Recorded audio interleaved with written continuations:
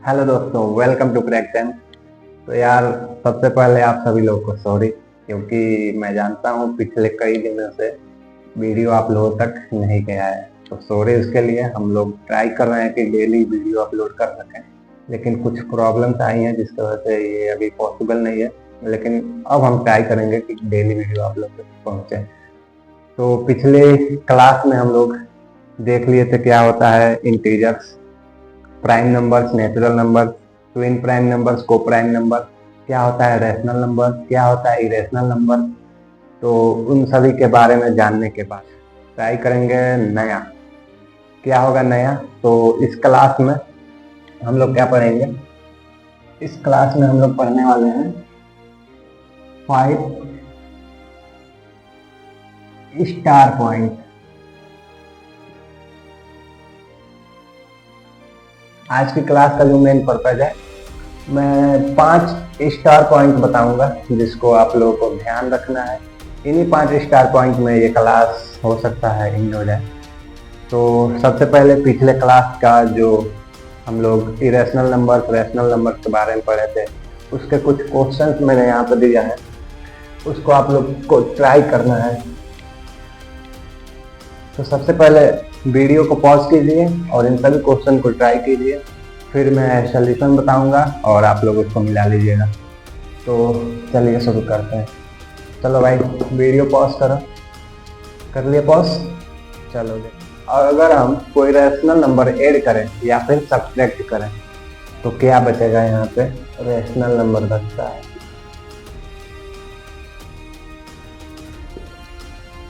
याद रखना भाई, मैथमेटिक्स में कोई फैक्ट तभी ट्रू होता है जब हर जगह वो सत्य हो। तो अगर कोई फैक्ट अगर इनकरेक्ट प्रूफ करना है तो उसके लिए मात्र एक एग्जाम्पल आप खोजिए, वो इनकरेक्ट हो जाएगा। ये नहीं कि आपको अलग से कोई प्रूफ देना पड़ेगा, बस एक एग्जाम्पल आप काउंटर एग्जाम्पल खोज लीजिए अगर कोई फैक्ट को इनकरेक्ट करना हो तो उससे वो इनकरेक्ट प्रूफ हो जाएगा। तो ये देखिए, रैशनल नंबर्स में यदि कोई हम रैशनल नंबर ऐड करें या फिर सब्ट्रैक्ट करें तो हमेशा रैशनल नंबर बचता है। अगर आप लोग कोई इनकरेक्ट खोज सकते हो, इसको इनकरेक्ट करने के लिए कोई एग्जांपल अगर खोज सकते हो तो भाई खोज देखो, कोई मिल रहा है तो अगर मिलेगा तो भाई आप लोगों का इतिहास में एक नया नाम आएगा। और क्या। फिर देखो दूसरा, रैशनल नंबर में अगर हम रैशनल नंबर से मल्टीप्लाई करें तो यहाँ पर ये भी क्या होता है, हम लोग का रैशनल नंबर होता है। एग्जाम्पल की बात कर ले, जैसे रैशनल नंबर क्या, 2 बटे 3 गुणते हुए, मान लीजिए 2 बटे 4 गुणा करिए। ये क्या है, रैशनल नंबर है, ये भी रैशनल नंबर, ये भी रैशनल नंबर, ये भी रैशनल नंबर। अगर आप खोज सकते हैं कोई सा भी एक एग्जाम्पल जिससे ये फैक्ट इनकरेक्ट हो सके तो भाई करिए, आपका नाम आएगा जरूर हिस्ट्री में। चलिए ठीक है, रेशनल नंबर है, उसमें अगर हम रेशनल नंबर से डिवाइड करते हैं, ऑब्वियसली ये जीरो के इक्वल नहीं होना चाहिए, क्योंकि मैंने कल ही बताया था कि अगर न्यूमरेटर है कोई पी अपन क्यू मान लीजिए, अगर ये हम लोग डिवाइड कर रहे हैं, ये क्या होगा, p बराबर q होगा और ये नॉट इक्वल टू 0 होगा, क्योंकि एग्जैक्ट 0 डिनोमिनेटर डिफाइंड नहीं होता है, ये ध्यान रखिएगा। ठीक है, तो ये क्या होगा, रेशनल नंबर में अगर हम रेशनल नंबर से डिवाइड करें तो हमेशा रेशनल नंबर मिलता है हम लोग को।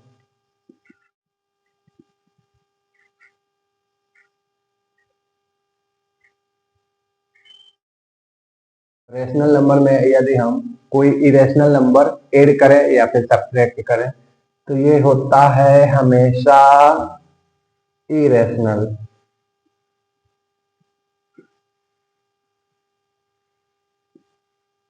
एग्जाम्पल अगर देखें तो क्या हो जाएगा, मान लीजिए 2√3 है, जो कि ऑब्वियसली एक इरेशनल नंबर है। इसमें हम ऐड करें कोई भी इरेशनल नंबर, 2 ही मान लीजिए, तो ये क्या ओवरऑल जो वैल्यू है ये इरेशनल नंबर हो जाएगा।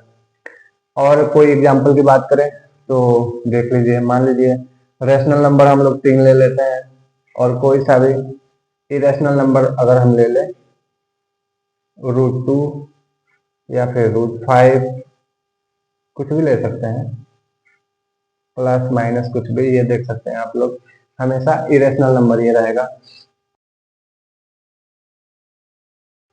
रेशनल नंबर में यदि हम इरेशनल नंबर से मल्टीप्लाई करें तो कौन सा नंबर यहाँ मिलेगा? तो यार ऑब्वियसली यहाँ भी मिलेगा हम लोग को इरेशनल नंबर।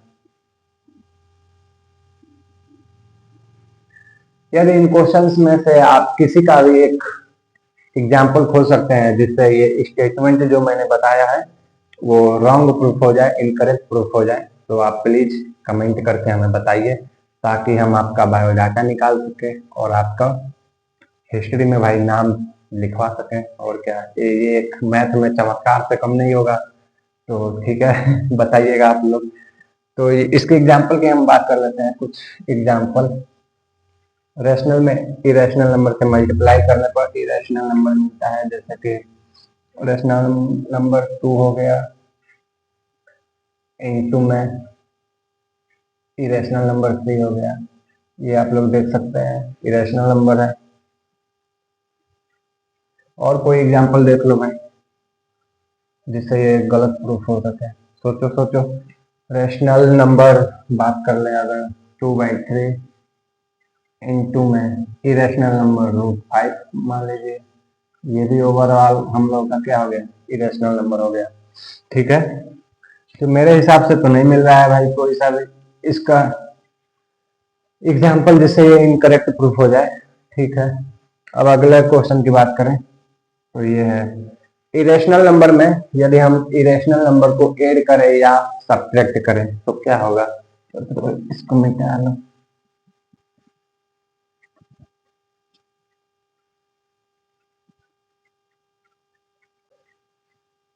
हाँ भाई बताओ। तो इरेशनल नंबर में यदि हम इरेशनल नंबर को ऐड करें या सब्ट्रैक्ट करें तो ये क्या होगा? बताओ बताओ, आप लोगों से मैंने कहा था पॉज करके ट्राई करने के लिए। तो मेरे भाई ये होगा हम लोगों का इरेशनल। बताओ भाई कितने लोगों का सही है? तो यार मुबारक हो आप सभी लोगों को, अगर ये आपने इरेशनल नंबर बताया है तो भाई आप लोग बधाई के पात्र हैं। तो बधाई के तौर पे आप लोगों को इनाम दिया जाएगा। ये गलत है, हाँ भाई काट लेना, ये गलत है। गलत क्यों है? क्योंकि हम लोग कुछ भी नहीं कर सकते हैं इसके बारे में। जैसे मैं एग्जांपल बता दूं, कोई सा भी देख लो इरेशनल नंबर, मान लो 2√3 है, इसमें हम एक इरेशनल नंबर ऐड करते हैं 2√3, एक और ऐड कर लेते हैं तो बराबर ये हो जाएगा 4√3, जो कि क्या है हम लोग का ये 4√3 इरेशनल नंबर है। तो ध्यान रखिएगा ये हो गया हम लोग का इरेशनल नंबर। एक और एग्जांपल की बात करें तो यही ले लो, 2√3 हम लोग का इरेशनल नंबर हो गया और ये -2√3 ये हम लोग का क्या हो गया भाई, यही तो लिखा गया है, यहाँ पे प्लस बनाओ यहाँ पे माइनस कर लो। ये क्या है, ये इरेशनल नंबर है कि नहीं है? निगेटिव है ऑब्वियसली, उससे हमको क्या करना है, ये इरेशनल नंबर तो है ना, तो ये क्या हो जाएगा हम लोग का 0, और 0 क्या है हम लोग को, बिलोंग्स टू रेशनल नंबर। ठीक है, तो वी कांट से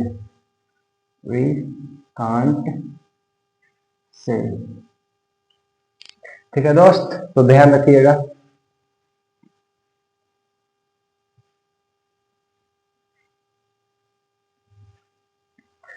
बात कर लेते हैं अगले क्वेश्चन की। तो इरेशनल नंबर में यदि हम इरेशनल नंबर से मल्टीप्लाई करें तो क्या होगा?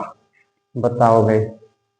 इरेशनल नंबर में इरेशनल नंबर से मल्टीप्लाई करने पर हम लोग वी कांट से, एग्जाम्पल की बात कर लो भाई, एग्जाम्पल।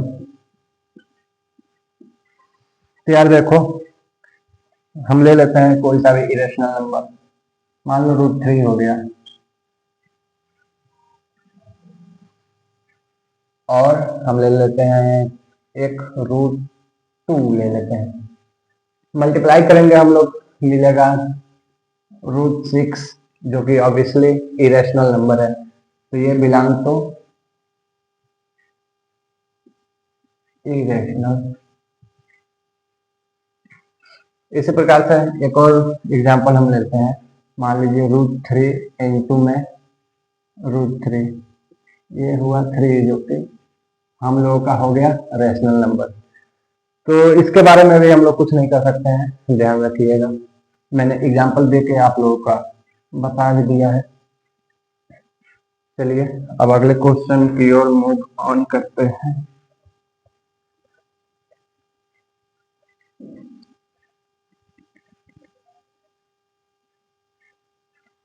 तो यार मुझे कुछ और क्वेश्चन के आंसर आप लोग बता दीजिए फटाफट, ताकि मैं जान जाऊं कि पिछली क्लास का सभी कॉन्सेप्ट आप लोगों को क्लियर है। तो ये बताइए आप लोग, 5, 7, 8, 9, 2, 3 अपॉन में,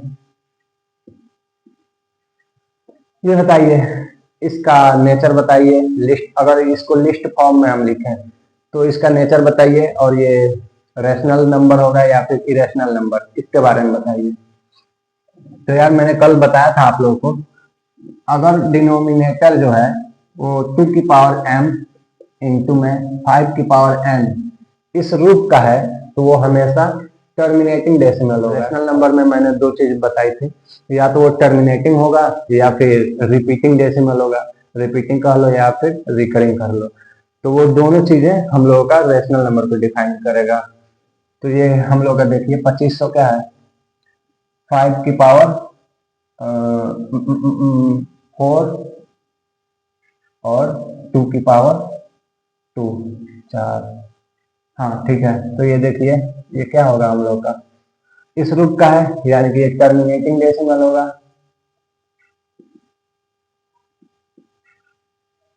अगर ये टर्मिनेटिंग डेसिमल है तो जाहिर सी बात है रैशनल नंबर होगा। ठीक है,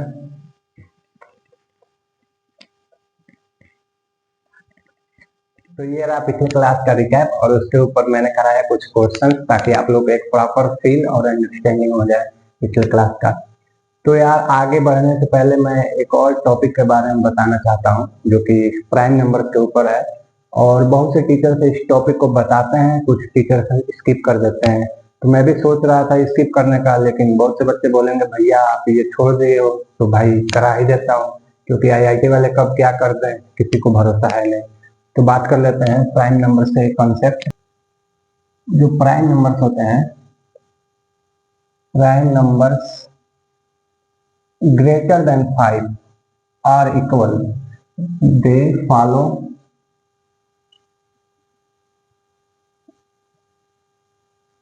6n plus minus 1 where n belongs to positive integer। जितने प्राइम नंबर्स ग्रेटर देन 5 होते हैं वो एक पैटर्न को फॉलो करते हैं 6n प्लस माइनस 1, जहां पर n कोई पॉजिटिव इंटीजर होता है। लेकिन ऐसा नहीं है कि हर एक इस टाइप का जितने भी नंबर्स हो वो जरूरी नहीं है कि वो प्राइम नंबर्स हो। तो याद रखिएगा 6n प्लस माइनस 1 के जितने भी नंबर्स होते हैं वो जरूरी नहीं है कि वो प्राइम नंबर्स हो, लेकिन हर एक प्राइम नंबर जो ग्रेटर देन 5 होते हैं वो इस टाइप के जरूर होंगे। एग्जाम्पल की बात करें, जैसे में एग्जाम्पल,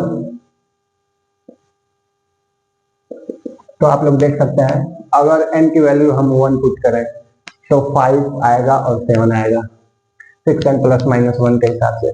अगर 2 पुट करें तो 11 आएगा और 13 आएगा, जो कि ऑब्वियसली हम लोग का प्राइम नंबर है। और वहीं अगर इसकी बात कर ले, अगर n की वैल्यू हम 4 पुट करें, n बराबर, अगर यहाँ पे हम 4 रखें, n बराबर 4, तो 6 चौको 24 प्लस 1 25, जो कि आप लोग देख सकते हैं ये प्राइम नंबर नहीं है। तो वही मैंने बताया कि हर एक प्राइम नंबर जो 5 से अधिक होते हैं वो इस टाइप को जरूर फॉलो करेंगे। इस टाइप का हर एक नंबर प्राइम नंबर नहीं होता है, तो आप लोग ध्यान रखिएगा। ये छोटी सी बात थी, हो सकता है कभी पूछ लिया जाए, तो इसीलिए मैंने बता दिया।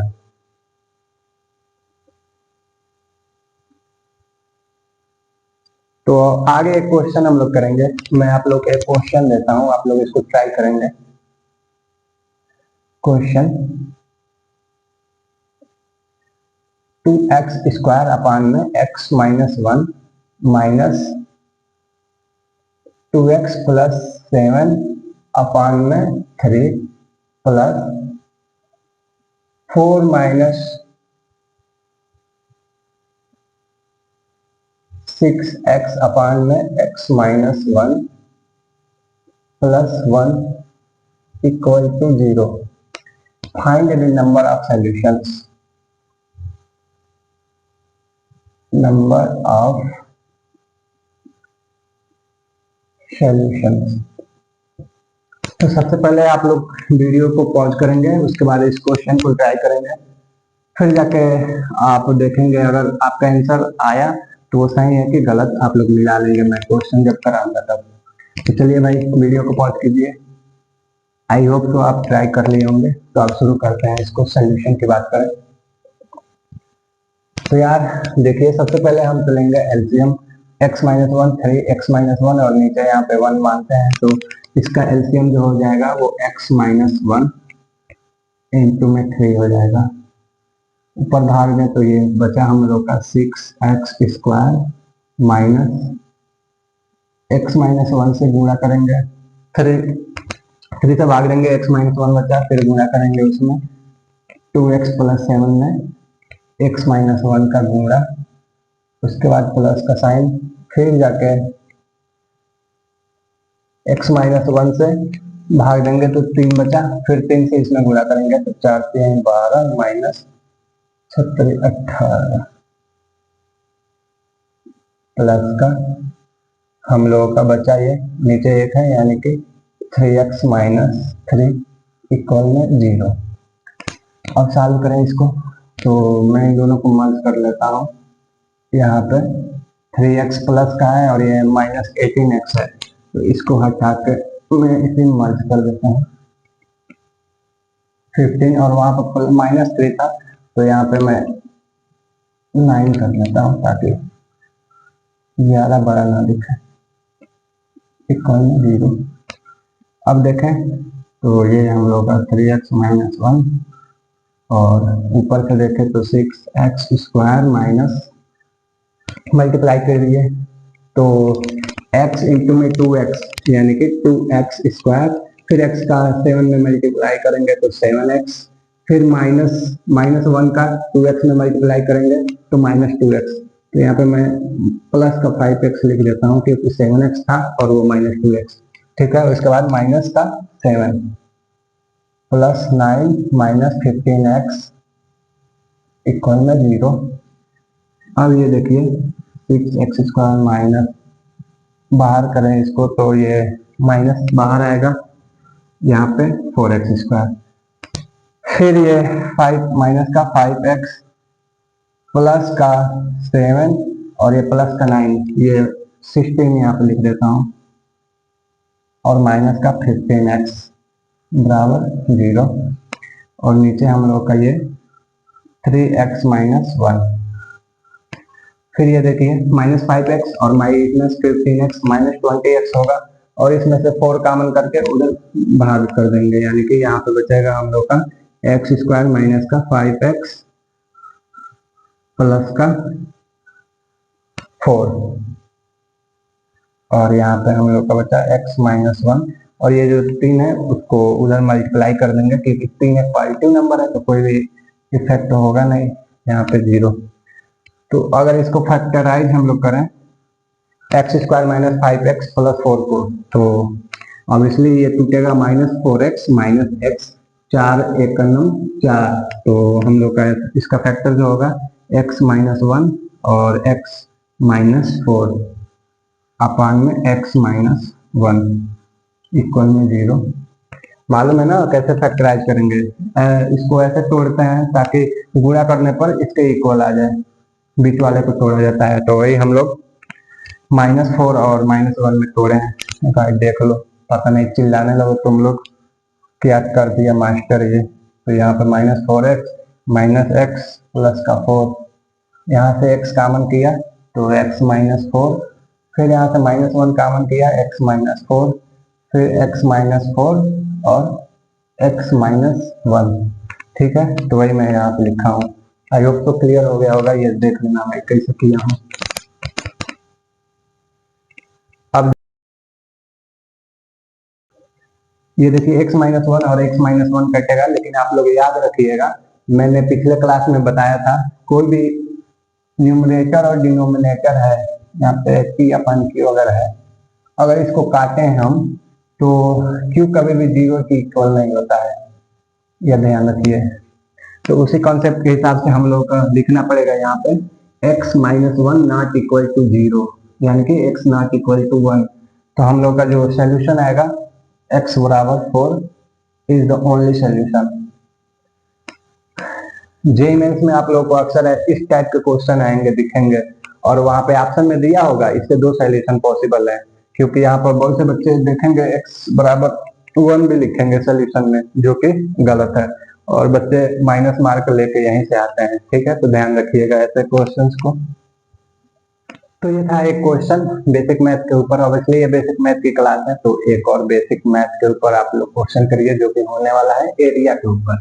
तो ट्राई करेंगे आप सभी लोग। मान लीजिए ये एक सर्कल है, ये सुंदर सा एक सर्कल है। ओहो,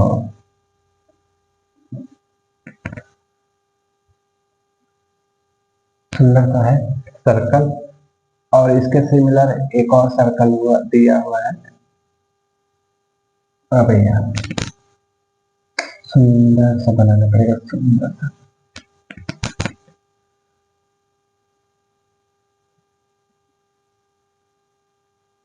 ये कुछ ठीक है वैसे तो। और ये एक रेक्टेंगल के अंदर पूरी तरह से इंस्क्राइब्ड है।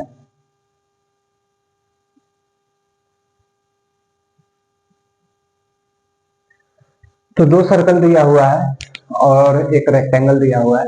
दोनों सर्कल इंस्क्राइब्ड है इस रेक्टेंगल के अंदर। तो आप लोगों को क्या बताना है, ये जो शेडेड एरिया है, ये जो शेडेड एरिया है, ये, हाँ ये ठीक है।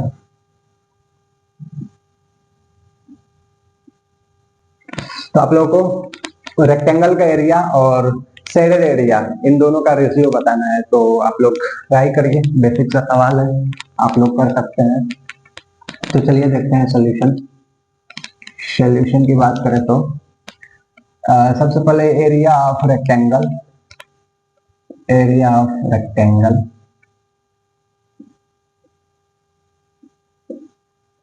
अपॉन में एरिया ऑफ शेडेड। तो देखिए ये जो सर्कल है इसका रेडियस हुआ हम लोग का इतना r, तो ये r और ये पूरा डायमीटर हो गया, यानी कि 2r के बराबर। ऐसा ही 2r इसमें, यानी कि जो रेक्टेंगल का लेंथ हो गया वो 4r के इक्वल हो गया। और इसी प्रकार जो ब्रिथ हुआ हम लोग का, ये डायमीटर के इक्वल है, तो जो ब्रिथ हुआ वो हम लोग का 2r के इक्वल हो गया। तो एरिया ऑफ रेक्टेंगल हम लोग का क्या हो जाएगा, लेंथ, लेंथ इंटू में ब्रिथ। तो area of rectangle, area of rectangle हो जाएगा 4r इंटू में 2r। उसके बाद एरिया ऑफ शेड, तो शेड का एरिया क्या होगा, पूरा एरिया रेक्टेंगल का, उसमें से अगर सर्कल का एरिया हम माइनस कर दें, पूरा एरिया रेक्टेंगल का और उसमें से सर्कल का एरिया हम माइनस कर दें, तो हम लोग का पूरा ये शेडेड एरिया मिल जाएगा। तो शेडेड एरिया, शेड एरिया बराबर हो जाएगा हम लोग का पूरा ये रेक्टेंगल का एरिया कितना हुआ, 4r इंटू 2r, यानी कि 8r स्क्वायर, माइनस दो सर्कल का जो एरिया होगा वो 2 पाई r स्क्वायर, यानी कि 2 पाई r स्क्वायर। अगर इसमें से 2r स्क्वायर कॉमन ले लें तो देखिए 2r स्क्वायर हम कॉमन करते हैं, और ये हम लोग का बचेगा इसमें 4 माइनस पाई। तो यहाँ से काट लीजिए आप लोग, 2r स्क्वायर, ये r और ये 2 गया, यानी कि जो हम लोग का रेशियो आया वो 4/4 माइनस पाई के इक्वल। बेसिक सा सवाल था, होप तो आप लोग कर लिए होंगे। तो इसके बाद अब आगे हम लोग बढ़ेंगे और बात करेंगे हम लोग डिविजिबिलिटी रूल की। तो कौन से डिजिट किस नंबर से डिविजिबल है, इसके बारे में बात करेंगे हम।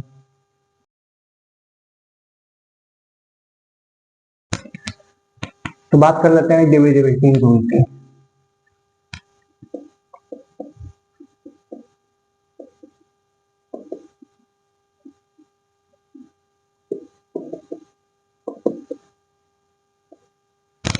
तो डिविजिबिलिटी रूल में हम ज्यादातर 2, 3, 4, 5, 6, 7, 8 और 9, 10 तक के संख्याओं को देखते हैं कि कौन कौन से नंबर हैं जो इन संख्याओं से विभाज्य हैं, इनको देखा जाता है कुछ रूल के through.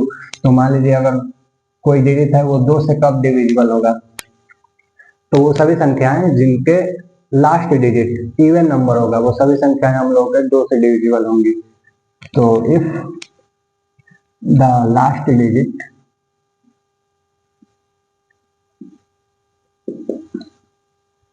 of the number is even, then the number is divisible by 2। तो वो सभी संख्याएं जिनका लास्ट डिजिट इवन नंबर होगा वो सभी संख्याएं हम लोग का 2 से डिविजिबल होंगी। एग्जाम्पल में अगर देखें हम लोग तो कुछ एग्जाम्पल देख लीजिए 1, 5, 8, 7, 9, 2। ये लास्ट डिजिट हम लोग का 2 है तो ये 2 से डिविजिबल होगा, आप लोग चेक कर लेंगे। और मान लीजिए 7, 2, 8, 9, 1, 6, इसका लास्ट डिजिट हम लोग का इवन नंबर है तो ये भी 2 से डिविजिबल होगा, तो इसलिए कोई बड़ी बात नहीं है। अब आगे बात करते हैं 3 से डिविजिबिलिटी की। तो कौन कौन सी संख्याएं 3 से डिविजिबल होंगी, तो वो सभी संख्याएं जिनका डिजिट का सम करने पर 3 से डिविजिबल होंगी, वो संख्या भी 3 से डिविजिबल होगी। तो if the sum of digit is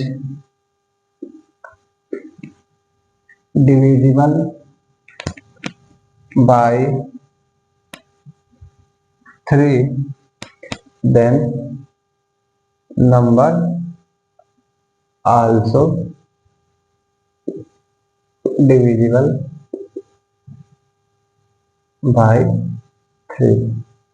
तो वो सभी संख्याएं जिनके डिजिट का सम 3 से डिविजिबल होगा वो सभी संख्याएं हम लोग के 3 से डिविजिबल होंगे। तो इसके बाद अब एग्जाम्पल अगर देखें हम लोग एग्जाम्पल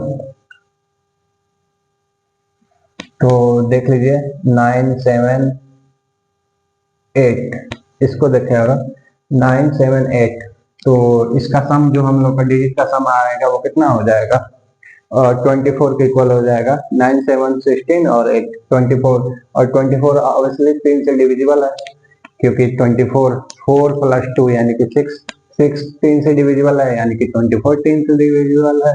अगर 24 3 से डिविजिबल है तो ये संख्या जो है ये भी हम लोग की 3 से डिविजिबल होगी। मैंने आप लोगों को 2 का और 3 का डिविजिबल रूल बता दिया।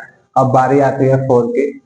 तो कौन सी संख्याएं 4 से डिविजिबल होंगी, तो वो सभी संख्याएं जिनका लास्ट 2 डिजिट अगर 4 से डिविजिबल होगा तो वो सभी संख्याएं 4 से डिविजिबल होंगी। देखिए last 2 digit of the number is divisible by 4, then the number is divisible by 4।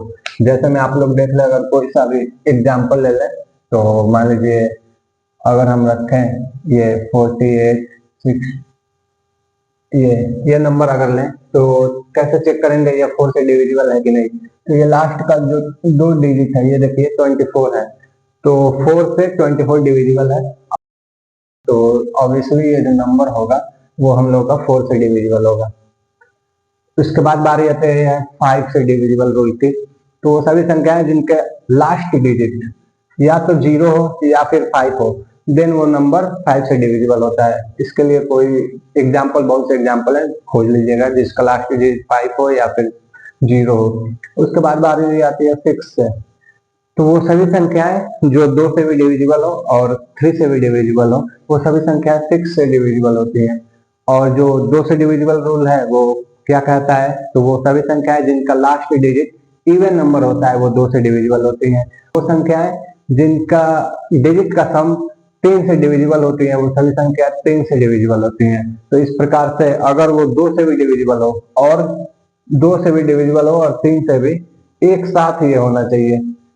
और 2 से भी डिविजिबल हो और 3 से भी डिविजिबल हो तो वो सभी संख्याएं 6 से ऑटोमेटिक डिविजिबल हो जाती है। तो if the number is divisible by 2 and 3 both, then the number is divisible by 6। I hope so ये यहाँ तक आप लोगों को क्लियर हो गया होगा। अब बारी आती है 7 की। तो ये थोड़ा पेचीदा सा है, इसका जो रूल है 7 से डिविजिबल की। If the last digit of the number is double and then subtracted from the rest number and answer is 0 or is divisible by 7, then number is divisible by 7। तो ट्राई कीजिए आप लोग इसको समझने का। ये मैंने इंग्लिश में जो लिखा है, ये क्या लिखा है, समझने का ट्राई कीजिए, फिर जाकर मैं बताता हूँ अपनी लैंग्वेज में। तो आप लोग इसको समझिए, हो सके तो। If the last digit of the number is double and then subtracted from the rest number and answer is 0 or is divisible by 7, then the number is divisible by 7। तो कुछ लोगों को समझ में आया होगा, कुछ को नहीं आया होगा।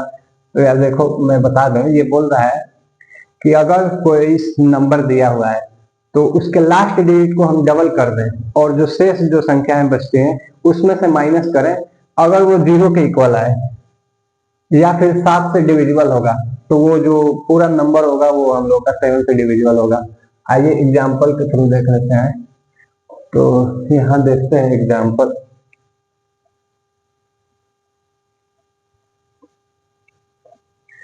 यहाँ देख लेते हैं 7 नंबर का एग्जाम्पल। तो मान लीजिए हम लोग का है 1078। ये नंबर देखिए, तो हम लोग का ये जो लास्ट डिजिट है ये हुआ 8, तो इसको करेंगे डबल तो ये 16 हो जाएगा। और रेस्ट नंबर जो होता है, रेस्ट ये नंबर बचा, तो 107 माइनस 16 हम लोग करेंगे तो ये बचेगा हम लोग का 91, जो कि 7 से डिविजिबल है कि नहीं चेक करना पड़ेगा। तो इसको भी चेक करें अगर, तो लास्ट डिजिट जो है वो 1 है, 1 का डबल हम लोग का 2 हुआ, तो 9 माइनस 2 7, यानी कि ये जो 7 आया तो 7 से डिविजिबल है एक बार में। तो हम देख सकते हैं ये 91 जो है वो 7 से डिविजिबल है। अगर 91 7 से डिविजिबल है तो ऑब्वियसली ये भी 7 से डिविजिबल होगा। एक और एग्जांपल से देख लें, अगर हम लोग का अगर 343 है, क्या ये 7 से डिविजिबल है? तो लेट्स चेक। तो 3 का डबल करेंगे 6, यानी कि 34 माइनस 6 हम लोगों का हुआ 28। 28 जो है वो 7 से डिविजिबल है, तो ऑब्वियसली ये नंबर जो है वो 7 से डिविजिबल हो जाएगा। तो ये 1 है, इसका डबल हुआ 2, तो इसमें से अगर माइनस करें 366 माइनस का 2 तो ये बचता है 364। तो क्या ये 7 से डिविजिबल है? चेक करें। तो इसको भी चेक कर लेते हैं 7 से डिविजिबल है कि नहीं। तो ये 4 जो है इसका डबल करेंगे 8, तो 8 यानी कि 36 माइनस का 8 हम लोग करें तो ये हम लोग का बचता है 28। 28 हम लोग को 7 से डिविजिबल होता है, तो ऑब्वियसली ये नंबर जो है ये भी 7 से डिविजिबल है। अगर ये नंबर 7 से डिविजिबल है तो ये नंबर भी 7 से हम लोग का डिविजिबल हो जाएगा। आई होप सो आप लोगों को क्लियर हो गया होगा।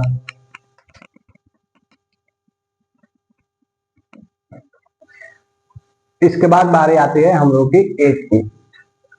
8 तो कौन कौन सी संख्याएं 8 से डिविजिबल होंगी? तो वो सभी संख्याएं जिनका लास्ट 3 डिजिट 8 से डिविजिबल होगा, वो सभी संख्याएं हम लोग की 8 से डिविजिबल होंगी। तो if the last 3 digit of a number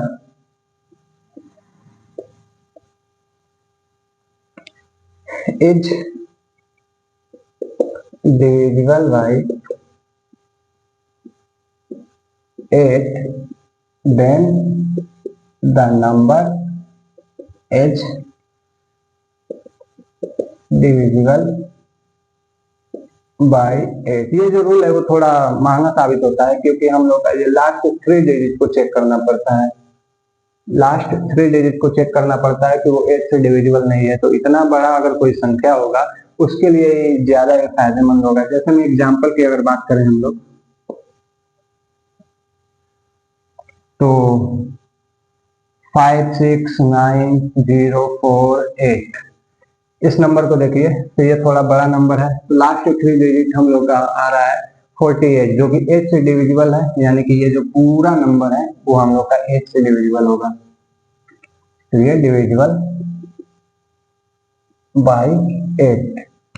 इसके बाद बारी आएगी हम लोग की 9 से डिविजिबिलिटी की। तो वो सभी संख्याएं जिनका डिजिट का सम 9 से डिविजिबल होगा वो सभी संख्याएं 9 से डिविजिबल होंगे, सेम एज 3। जैसा कि 3 का हम लोग देखते हैं, यहाँ पे देखें, इफ द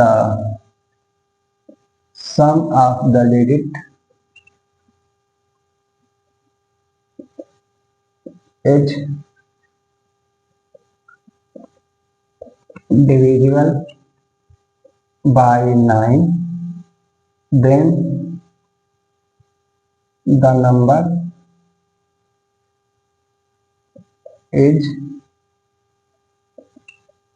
divisible by 9। तो ये 3 का जैसे हम लोग का रूल देखे थे कि डिजिट का सम अगर 3 से डिविजिबल होगा तो वो पूरा संख्या जो होगा वो 3 से डिविजिबल होगा। सेम उसी प्रकार से 9 के लिए होता है कि अगर डिजिट का सम 9 से डिविजिबल है तो वो जो नंबर होगा वो 9 से डिविजिबल होगा। तो ये रहा डिविजिबिलिटी रूल। अब इसके बाद बारी आती है हम लोगों की एक कंसेप्ट की। तो अब बात कर लेते हैं स्टार पॉइंट्स के बारे में। तो पहला हम लोगों का जो स्टार पॉइंट है वो मैं आप लोगों को पहले ही बता चुका हूँ। वो क्या है कि किसी भी संख्या का स्क्वायर का जो वैल्यू होता है वो हमेशा ग्रेटर देन 0 होता है। मान लीजिए कोई संख्या एक्स स्क्वायर एक्स है, तो उसका स्क्वायर जो होगा x square always greater then 0 होगा। और ये कभी भी इसकी जो वैल्यू होगी हम लोग की एक्स स्क्वायर की वैल्यू वो कभी भी निगेटिव नहीं होगी, यानी कि इसका जो आंसर होगा आंसर इज नॉन निगेटिव। ये पॉइंट आप लोग को यूज होगा आगे भी, तो इसको ध्यान रखिएगा आप लोग।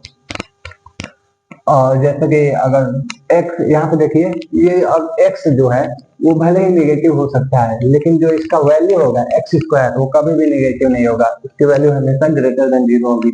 मान लीजिए x की वैल्यू अगर -3 हम लोग रख लें तो इसका स्क्वायर करेंगे तो 9, जो कि ऑब्वियसली ग्रेटर देन 0 है।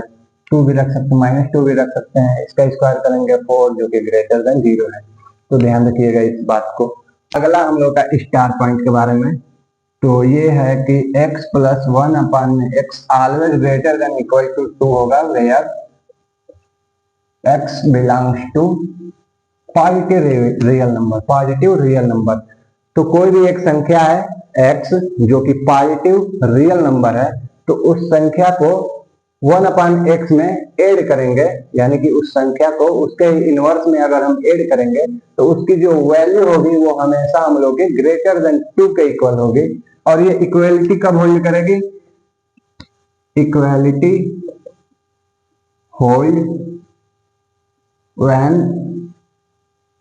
x equal to 1। तो जब x की वैल्यू 1 हो जाएगी तो ये इक्वलिटी होल्ड कर जाएगी। आप चाहें तो इसको प्रूफ कर सकते हैं। प्रूफ करने के लिए आपको इसी स्टार पॉइंट की आवश्यकता पड़ेगी। तो आइए मैं इसको प्रूफ बता देता हूं।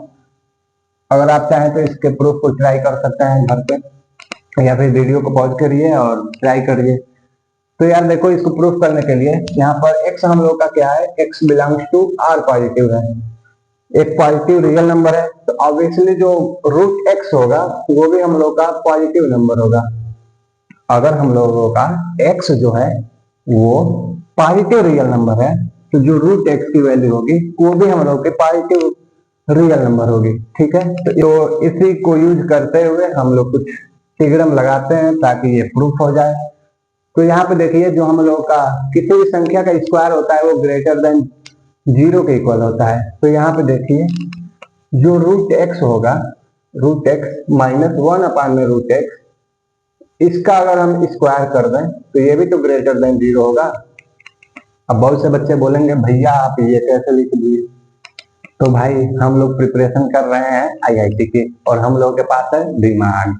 और वो जो बच्चे चपरासी का प्रिपरेशन कर रहे हैं उनको ही ना समझ में आएगा कि ये क्यों ऐसे हम लोग लिखे हैं, क्योंकि हम लोग को यहाँ से समझ में आता है कि यहाँ पे a-b का होल स्क्वायर अगर हम लोग रखें तो वहां से हम देख सकते हैं यहाँ पे x स्क्वायर इसका स्क्वायर एक्स प्लस इसका स्क्वायर 1/x माइनस का 2ab यानी कि -2√x/√x, ये कटा ग्रेटर देन इक्वल टू में 0 हुआ।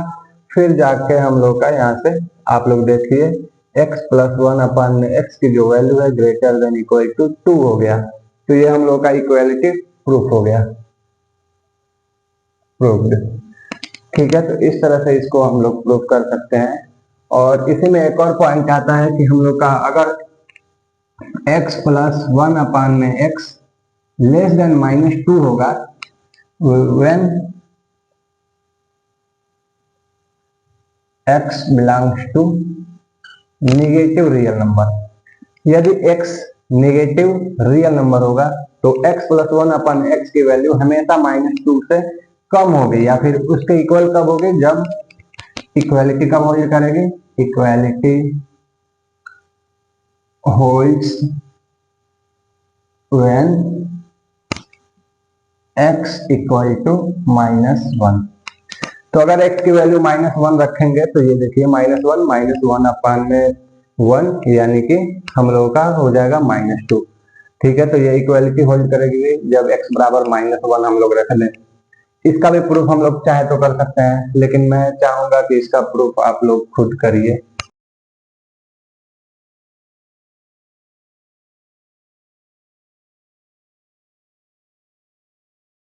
तो आप इसका प्रूफ करिएगा, वैसे मैं ही कर देता हूँ, कोई बड़ी बात नहीं है। इसको प्रूफ करने के लिए केवल इसी पॉइंट की आवश्यकता पड़ेगी। यहाँ पे देखिए हम लोग का जो x है वो नेगेटिव रियल नंबर है, यानी कि x belongs to negative real number.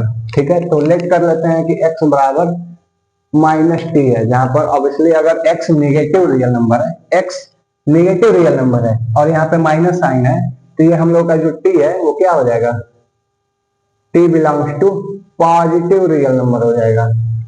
अरे भाई ये पॉजिटिव रियल नंबर होगा तभी तो यहाँ माइनस अगर आगे लगाएंगे तो ये निगेटिव हो पाएगा, तभी तो x belongs to negative real number होगा। ठीक है, तो यहाँ से हम लोग देख सकते हैं t बराबर हो जाएगा माइनस का x। तो अब इसका उपयोग करते हैं हम लोग। यहाँ पे देखिए x हम लोग का जो t है वो पॉजिटिव रियल नंबर हो गया, और ये कोई भी पॉजिटिव रियल नंबर होगा अगर तो उसका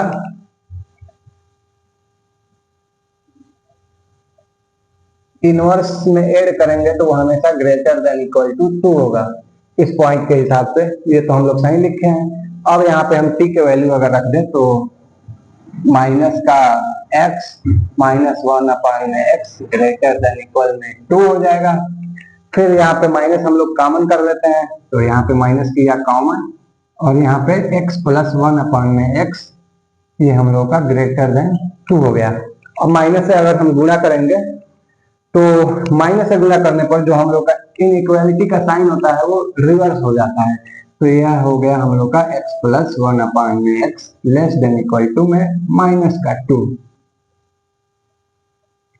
और ये हो गया हम लोग का प्रूफ। इस प्रकार से इस पॉइंट को भी हम लोग प्रूफ कर सकते हैं। तो यार अगले स्टार पॉइंट पर बढ़ने से पहले हम लोग एक छोटा सा कॉन्सेप्ट देख लेते हैं, जो कि कभी कभी बड़े बड़े प्रॉब्लम्स में छोटी छोटी ये जो कॉन्सेप्ट होगी वो यूज होगा और आप लोगों का क्वेश्चन सॉल्व हो पाएगा। तो देखिए वो कॉन्सेप्ट क्या करता है, यदि कोई एक पॉजिटिव फ्रैक्शन p/q के रूप में लिखा गया है,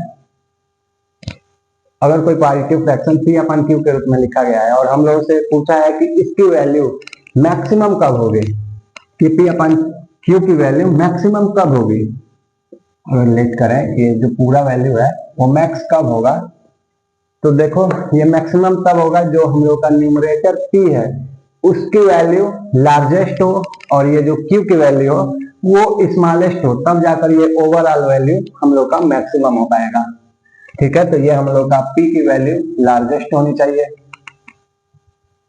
और q की वैल्यू स्मॉलेस्ट होनी चाहिए, तब जाकर ओवरऑल ये वैल्यू मैक्सिमम हो पाएगी। और इसी प्रकार से अगर पूछा जाए ये वैल्यू मिनिमम कब होगी, तो मिनिमम के लिए जो हम लोग का ये p का वैल्यू है वो सबसे कम होना चाहिए, यानी कि सबसे स्मॉलेस्ट होना चाहिए, और जो क्यू की वैल्यू होगी वो सबसे ज्यादा होना चाहिए, तब जाकर ये हम लोग का वैल्यू मिनिमम हो पाएगा। अगर एग्जाम्पल से इसको मैं समझाना चाहूँ तो अगर मान लीजिए ये value P upon Q minimum की बात करें, ये मिनिमम कब होगी, तो दो केस लेते हैं हम लोग। यहाँ पर पी की वैल्यू हम 1 रख लेते हैं, मिनिमम के तौर पे पी की वैल्यू 1 रखते हैं, और क्यू की वैल्यू मैक्सिमम के तौर पे हम 10 रख लेते हैं। तो ये जो वैल्यू है ये ऑब्वियसली मिनिमम तो है, 0.1 इसकी वैल्यू मिनिमम है। लेकिन अगर इसको और हम लोग मिनिमाइज करना चाहें तो अगर हम p की वैल्यू 1 से भी कम रख पाए, यानी कि 0.1 अगर रख लें, p की वैल्यू 0.1 रख लेते हैं, 0.1, और q की वैल्यू और मतलब लार्जेस्ट अगर रखेंगे तभी तो ये वैल्यू मिनिमम हो पाएगा। तो जो q की वैल्यू है यहाँ पे 10 हमने रखा, यहाँ पे हम लोग 100 रख लेते हैं। तो ये देखिए अगर ये ऊपर पॉइंट में है तो अगर 10 से ऊपर नीचे गुणा करेंगे तो 1/1000 हो जाएगा, जो कि आप लोग देख सकते हैं सबसे मिनिमम वैल्यू ये 1/1000 जो है वो 1/10 से भी मिनिमम है। तो इस प्रकार से आप समझ गए होंगे कि ये इसकी वैल्यू मिनिमम हो गई, सबसे ज्यादा मिनिमम इस तरह से हो जाता है। तो बच्चे नोट्स बना रहे हैं उनके लिए ए पॉजिटिव फ्रैक्शन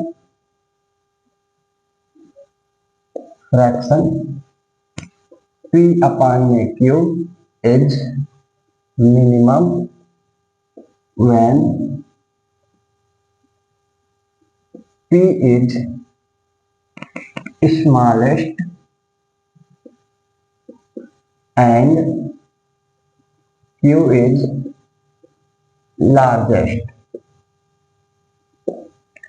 तो p अपन q की वैल्यू ओवरऑल मिनिमम तब होगी जब हमारी p का वैल्यू स्मॉलेस्ट होगा और q की वैल्यू लार्जेस्ट हो जाएगी, तब जाके ये वैल्यू हम लोग की मिनिमम हो जाएगी। इसी प्रकार से अगर मैक्सिमम की बात करें तो a positive fraction p upon q is maximum when p is largest and q is smallest। तो याद रखिएगा इस पॉइंट को। इसके ऊपर मैं चाहूं तो एक क्वेश्चन करा सकता हूं आपके लिए। तो एक क्वेश्चन है आप लोगों के लिए। सबसे पहले आप लोग क्या करेंगे, वीडियो को करेंगे पॉज और खुद से क्वेश्चन को ट्राई करेंगे, ठीक है। तो मान लीजिए A B C D belongs to 1 2 3 till 9 तक and not equal, then find the minimum value of a upon b plus c upon d। तो ABCD 1 से 9 तक में से कोई भी नंबर है और ये आपस में बराबर नहीं है, तो आप लोगों को इसकी वैल्यू को मिनिमाइज करना है, ठीक है। तो आप लोग वीडियो को करिए पॉज और ट्राई करिए, फिर मैं आपको आंसर बताता हूँ। कर लिया भाई, कर लो फिर देखो। तो यार देखो हम लोग को इसकी वैल्यू मिनिमाइज करनी है और ये हम लोग का नेचुरल नंबर है जो कि निगेटिव है नहीं।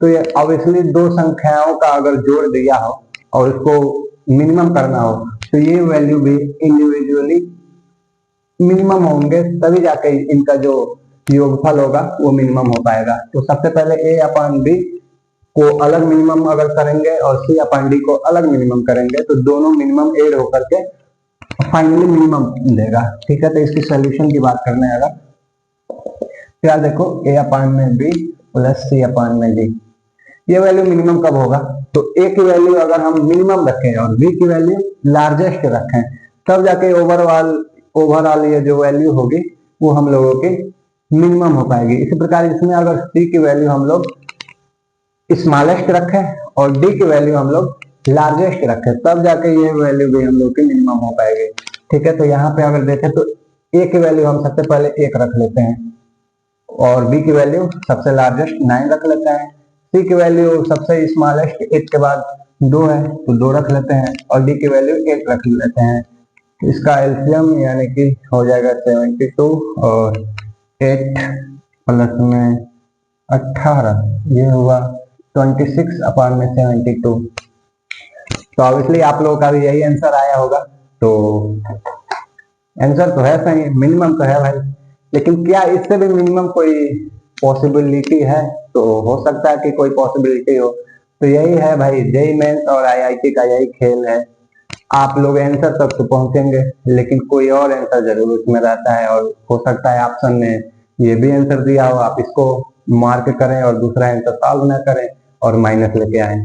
ठीक है, तो एक और हम लोग सोच सकते हैं यहाँ पर, ए की वैल्यू तो हम 1 रहने दें और ये बी की वैल्यू अगर हम 8 रखें और यहाँ पे सी की वैल्यू 2 रहने दें और डी की वैल्यू हम लोग 9 रखें, तो इसको अगर हम सॉल्व करते हैं तो ये देखिए हम लोग का 9 प्लस में 8 इंटू 2 16 यानी कि 25/72।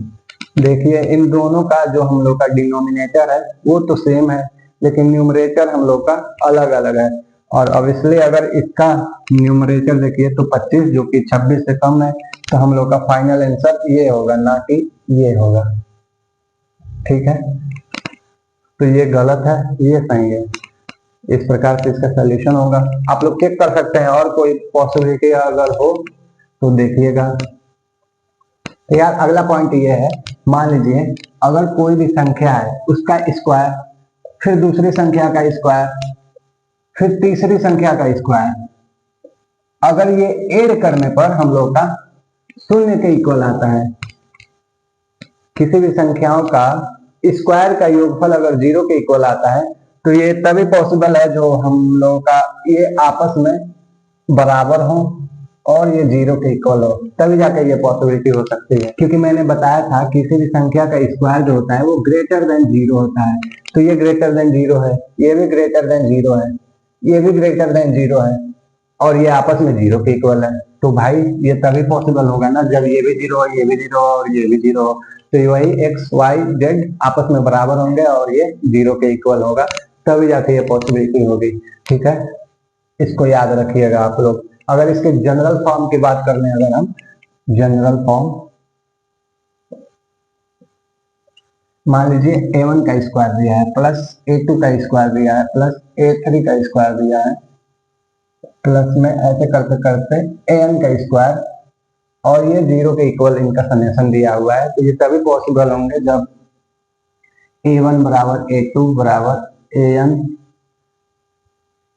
a3 बराबर an के इक्वल होगा और ये 0 के इक्वल होगा, तभी जाके ये पॉसिबल होगा। और इस टाइप के क्वेश्चन जेईई मेंस में पूछे जाते हैं। ठीक है, तो इसको याद रखिएगा आप लोग। मैं इसके ऊपर एक क्वेश्चन बता देता हूं, आप लोग ट्राई कर लीजिए।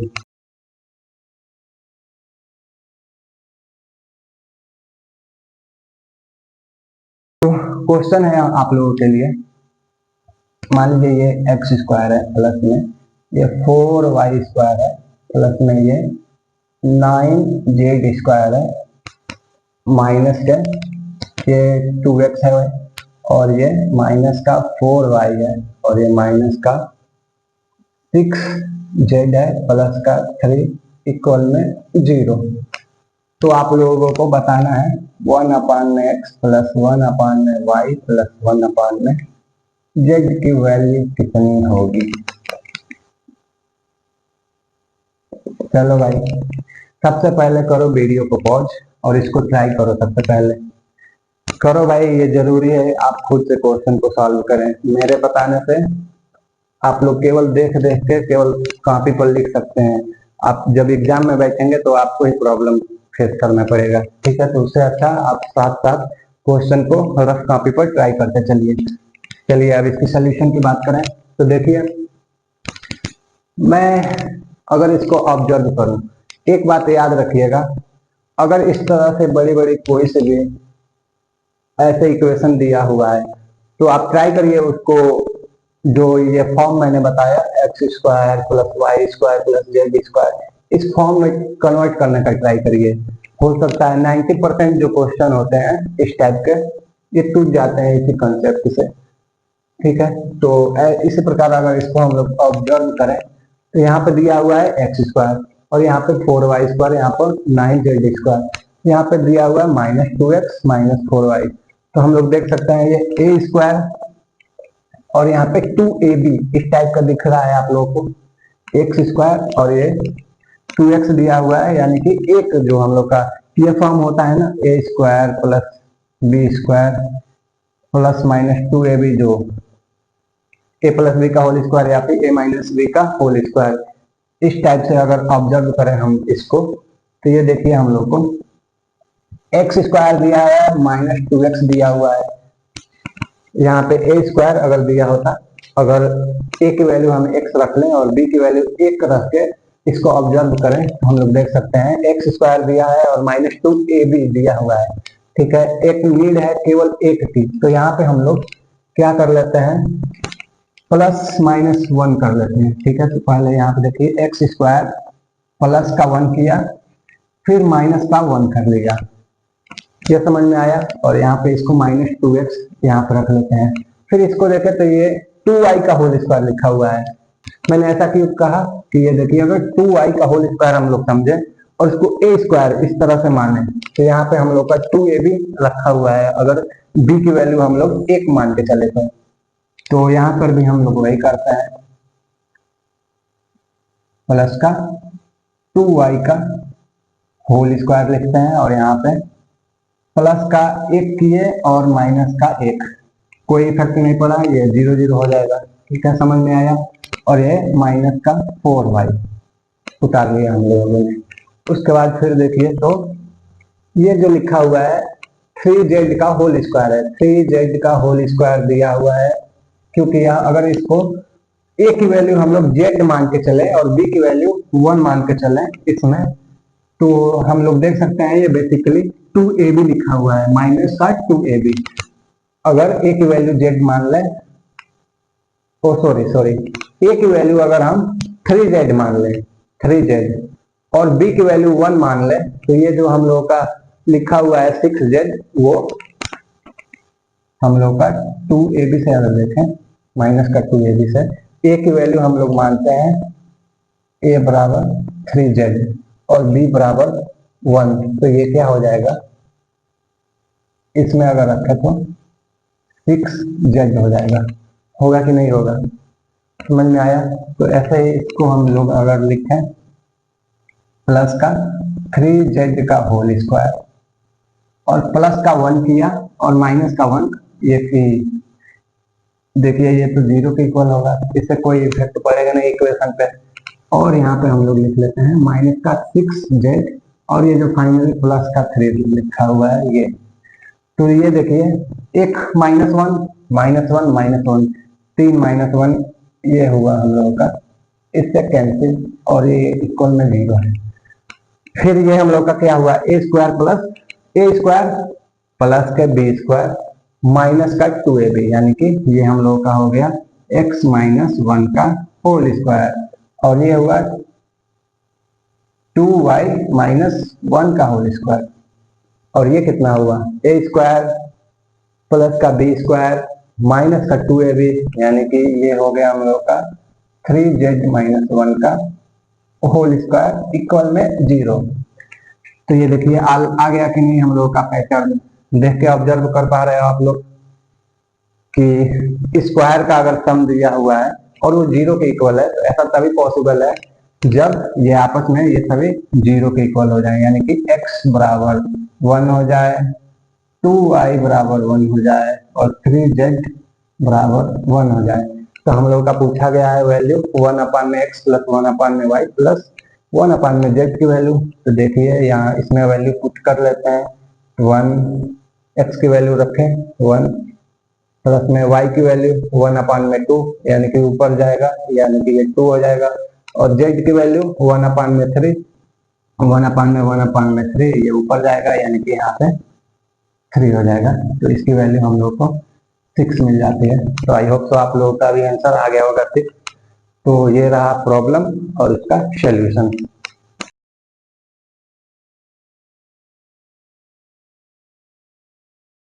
इसके बाद हम एक और स्टार पॉइंट की बात करेंगे और वो होगा एक फैक्टराइजेशन, जो कि यूज होगा हम लोग के इंटीग्रेशन और सीक्वेंस एंड सीरीज, और जो हम लोग के इंफिनिटिव सीरीज का जो क्वेश्चंस होते हैं और टेलीस्कोपिंग सीरीज, उन सभी में ये यूज होगा। तो इसको देखते हैं।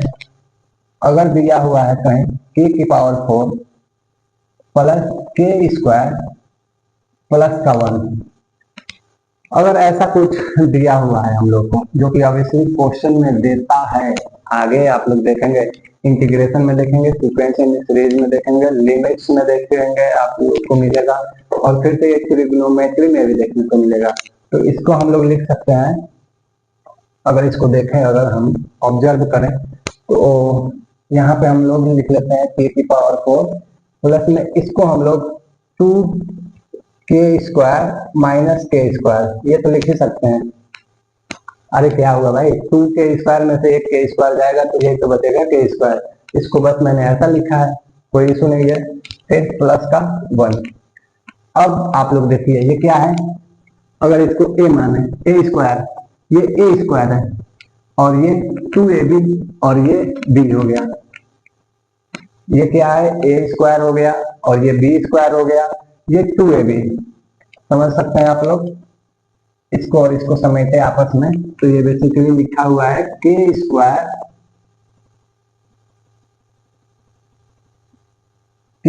प्लस 1 का होल स्क्वायर, ये लिखा हुआ है। समझ में आया आप लोग को। और ये हम लोग का माइनस का k², और आप लोग ये भी जानते होंगे a² माइनस का b² क्या होता है, a प्लस b और a माइनस b, मालूम ही होगा।